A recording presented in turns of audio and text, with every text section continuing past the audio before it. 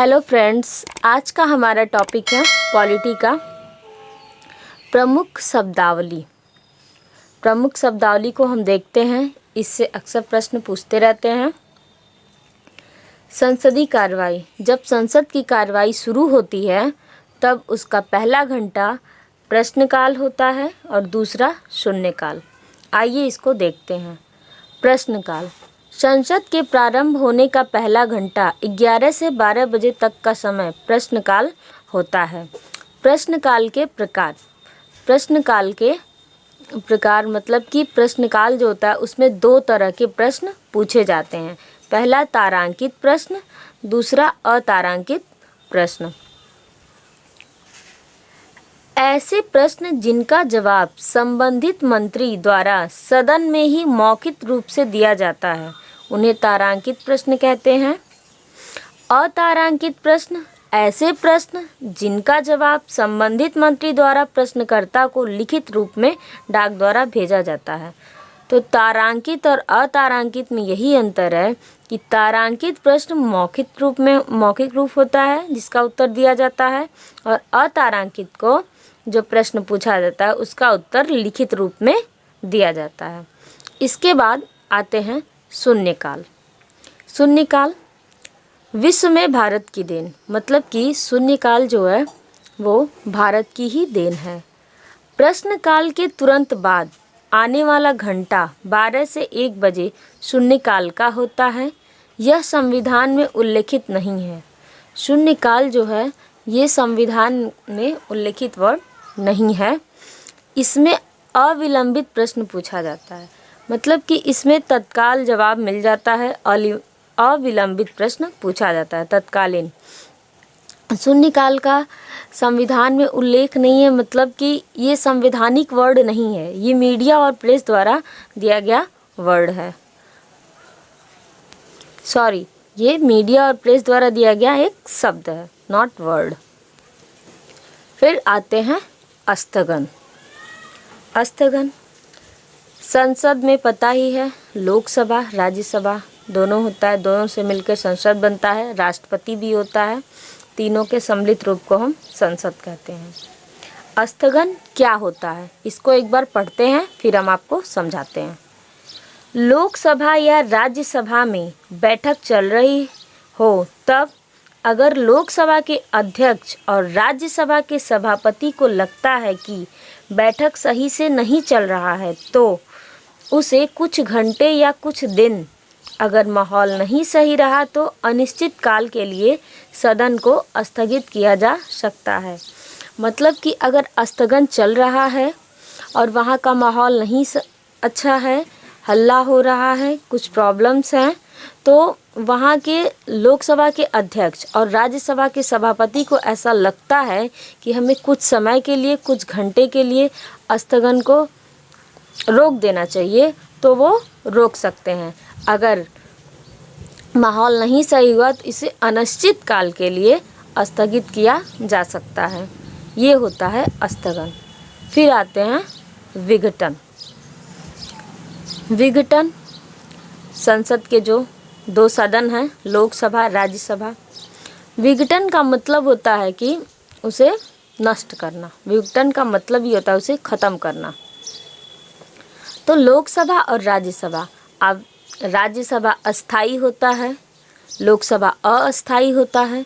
तो जो अस्थाई होता है उसका तो हम विघटन कर नहीं सकते हैं, तो जाहिर सी बात है विघटन लोकसभा का ही होगा। राज्यसभा का कभी विघटन नहीं होता है। राष्ट्रपति अनुच्छेद 85 के तहत विघटन कर सकता है यदि सरकार या मंत्रिपरिषद, सरकार कहिए या मंत्रिपरिषद कहिए, अगर बहुमत में नहीं होगी तब लोकसभा का विघटन हो जाएगा। यदि सरकार या मंत्रिपरिषद बहुमत में होते हुए खुद कहे कि लोकसभा का विघटन कर दिया जाए तो राष्ट्रपति महोदय विघटन कर देंगे। विघटन अर्थात पुनः चुनाव होगा। 545 सीट हैं लोकसभा में, जिसमें 543 पे चुनाव होता है और 2 राष्ट्रपति मनोनीत करते हैं। मतलब ये है कि राष्ट्रपति अगर चाहें तो विघटन लोकसभा का कर सकते हैं। यदि सरकार बहुमत में नहीं है तब भी लोकसभा का विघटन हो जाता है। और यदि सेकंड कंडीशन इसका देखें तो सरकार या मंत्रिपरिषद, बात एक ही हुआ, वो बहुमत में होते हुए खुद कहे कि लोकसभा का विघटन कर दिया जाए राष्ट्रपति से, तो राष्ट्रपति महोदय विघटन कर देते हैं। फिर हम देखते हैं सत्रावसान। सत्र अर्थात बैठक, यह वर्ष में 2 बार अवश्य होता है। अधिकतम की चर्चा नहीं है, जब जरूरी हो तब बैठक हो सकती है। 2 अधिवेशन के बीच 6 माह से अधिक का अंतर नहीं हो सकता। सत्रावसान का प्रारंभ और समापन राष्ट्रपति महोदय करते हैं। ठीक, तो आइए इसको एक बार हम समझते हैं। सत्र अर्थात बैठक यह वर्ष में 2 बार अवश्य होता है। अधिकतम की चर्चा नहीं है, जब जरूरी हो तब बैठक हो सकती है। मतलब कि जो सत्र की बैठक है वो वर्ष में 2 बार तो होती है, निश्चित है, लेकिन जब जब जरूरी हो तब तब बैठक हो सकती है। इसकी अधिकतम संख्या की ज़रूरत मतलब चर्चा नहीं की गई है। जब ज़रूरत रहेगी तब बैठक हो जाएगी, लेकिन कम से कम वर्ष में 2 अधिवेशन के बीच 6 माह से अधिक का अंतर नहीं होना चाहिए। तो मतलब कि साल भर में, एक साल में 2 अधिवेशन होना तय है।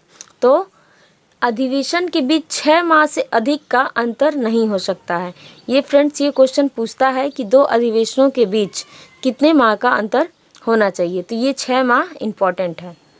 और ये सत्रावसान कौन बुलाता है, कौन इसका समापन करता है, तो ये राष्ट्रपति है। मोस्ट इम्पॉर्टेंट, ये हमेशा पूछता है कि सत्रावसान का प्रारंभ कौन करता है, सत्रावसान का समापन कौन करता है, तो ये राष्ट्रपति महोदय करते हैं। समापन का मतलब ही होता है सत्रावसान करना। सत्रावसान करना, राष्ट्रपति सत्रावसान करते हैं। इसको मत भूलिएगा फ्रेंड्स, ये बहुत इम्पॉर्टेंट है। इस समय अगर वर्तमान में देखा जाए तो वर्तमान में सदन के 3 सत्र हैं, मानसून सत्र, शीतकालीन सत्र, बजट सत्र। और फिर इसके अलावा भी अगर ज़रूरत पड़ती है तो बैठक बुलाई जा सकती है और इसे राष्ट्रपति ही बुलाते हैं और इसका समापन भी राष्ट्रपति ही करते हैं। फिर आते हैं विश्वास प्रस्ताव। विश्वास प्रस्ताव क्या होता है फ्रेंड्स, एक बात यहाँ पे नोटिस करिए, ये हमेशा विश्वास प्रस्ताव लोकसभा में ही लाया जाता है।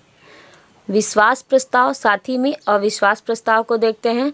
अविश्वास प्रस्ताव भी लोकसभा में ही लाया जाता है। ये इम्पॉर्टेंट प्रश्न है कि विश्वास प्रस्ताव और अविश्वास प्रस्ताव को हम हमेशा लोकसभा में ही पेश करते हैं। चलिए विश्वास प्रस्ताव को देखते हैं। विश्वास प्रस्ताव सरकार या मंत्रिपरिषद, सरकार कहिए या मंत्रिपरिषद कहिए, द्वारा पेश किया जाता है।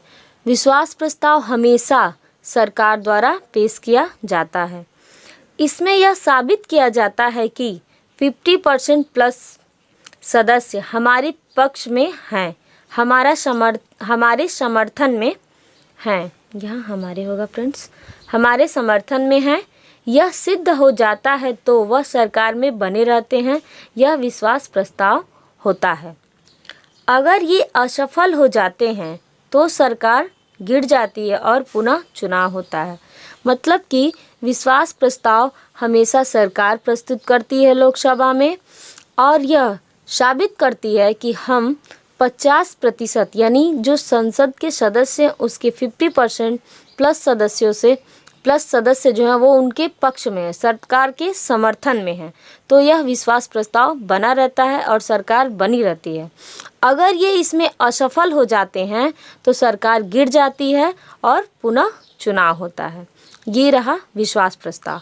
अब देखते हैं फ्रेंड्स अविश्वास प्रस्ताव।